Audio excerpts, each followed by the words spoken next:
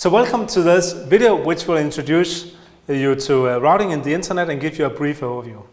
So the purpose of the lecture is to give you a basic understanding of internet routing principles, including distance vector routing, link state routing, flooding, multicast and broadcast. So what is routing doing? So the purpose of routing protocols is to ensure that packets are sent the best possible way through a network. And therefore the first question is, what is a good path? So there could be several metrics to use. It could be the hop counts, so to minimize the number of routers that I'm passing along the way. It could be a matter of bandwidth, to get the most bandwidth, to minimize delay, to minimize jitter, to minimize packet loss, or to minimize cost, or a combination of this. And sometimes it's even an advantage to route through different paths for the same session. And often this can be also part of the congestion control algorithm if you need to do some kind of balancing between different routes.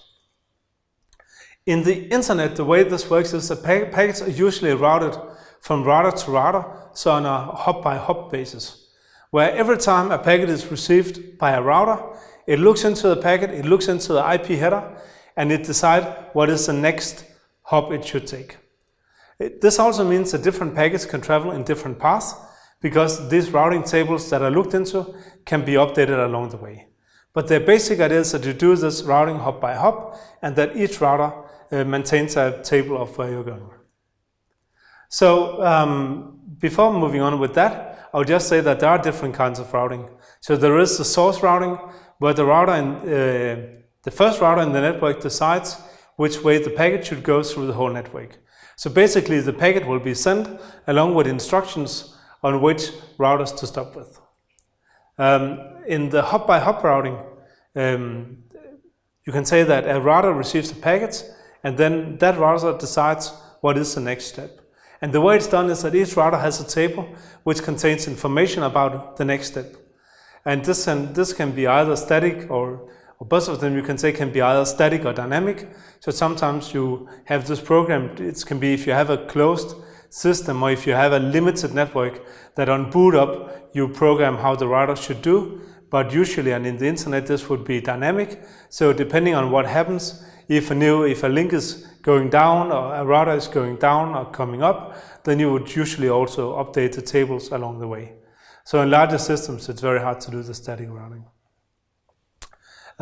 So having a view on routing tables, and I did this drawing myself, is that on one part you handle the table and the table updates. So this is what is happening in what I call the routing engine.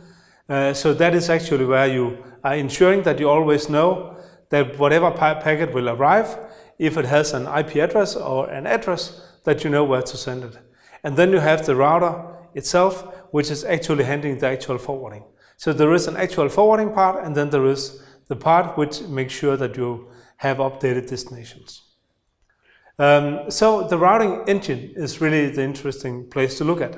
So the good question is, how can a router maintain an overview of a large network that can change dynamically? And just think about the internet with millions of hosts. How is it possible that the packets you are sending actually arrive to the correct destination within such a short time as is the case? Well, there are different algorithms for doing this and different methods. So one is what is called distance vector routing, and one is what is called link state routing. And I will explain them really briefly, because most of you will not need to know them in detail, but both Tannenbaum and Wikipedia has some good descriptions and examples that I really can encourage you to study. So if you look in distance vector routing, then each node maintains a list of other nodes in the network. And for each of these other nodes, it stores information about what is the distance to this node and what is the direction it has to take. So what would be the next hop in order to reach this destination.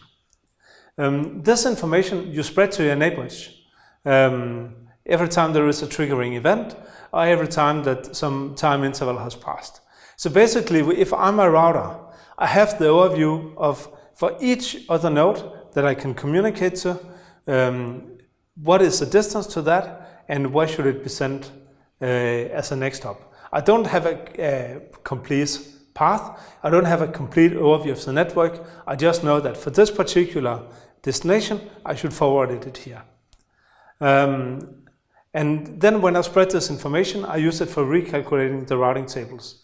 So every neighbor is spreading this, or every node is spreading this information to its neighbors. And in this way, they can all keep track of what the networks look like. So the smart thing about it is that it has very little overhead because you only communicate with your neighbors. And what is not so smart is that it has slow convergence. So if a change is happening in one place in the network, it takes quite some time for the tables to be updated in further away parts of the network. Also, it suffers from the count to infinity problem, which you can see in a podcast. Then we have what is called link state routing. And in link state routing, each node maintains a complete map of the network. And based on this map, it can calculate the distances using some standard short path algorithm, such as Dijkstra's algorithm. And here you see an example of such a short or such a small map, where you have some distances that could be cost, or that could be the time it takes to send something on this link shown. So the idea is that in every node, you have the map of the whole network, and based on this map, you can calculate what is the distance and what is the best place, the next hop for any destination. For example, here I can see that if I send a packet from A to C, the shortest path will be the ADEC part, meaning that it will have a distance of 6, and the next hop would be D. What is good about link state routing is that because you have an overview of the whole network, you don't suffer from the count to infinity problem. And what is not so smart is the scalability. So if you wanted to have a complete overview of the whole internet, it would be a huge table, and it would be a lot of information that needed to be passed in the network just to keep the router information updated. So obviously that wouldn't be feasible. The good thing is that we have a solution for that, and that is what is called hierarchical routing. So for large networks, if we're using the other routing schemes, we have the challenge of table updates, we have the challenge of table storage, and we have the challenge of lookup times because the tables will become so huge. So a solution to this is hierarchical routing, where instead of looking at each node as a destination itself, we split it into regions, and each regions can then be split into even further regions. So it's really a hierarchy. And this is just an example of the advantage of working with hierarchical routing, and again, an example of the context. Content is what you see in the figure here, the concept. So if you look at the figure in A, and if you look away from the regions, then if you are standing in 1A, then you will need a really large routing table, because the routing table will need to contain all the other nodes in the network. And you will have a next hop and a distance for each of these. But when you're doing the hierarchical routing, you can see that the number of destinations is much smaller, because, for example, you don't need to have 2A, 2B, 2C, 2D. You just have one destination, which is called 2, and then you route to there. The challenge is that sometimes it becomes a little less precise because you're always using the hierarchies. So sometimes it might be faster to get from a node in region 1 to a node in region 5 through region 2. Sometimes it would be faster to go region 3 and 4, depending on which nodes in region 1 are communicating with which nodes in region 5. But in general, it solves the problem of scalability, because it really reduces the size of the tables and the resources needed in order to keep them updated. I will also mention that there are other ways of distributing packets than sending it with a specific address to a specific host. So one way is flooding, when a node forwards a message to all its neighbors, which again forward it to all their neighbors, and so on. So it's a fast way of spreading information to the whole network, but it's also heavy on resources.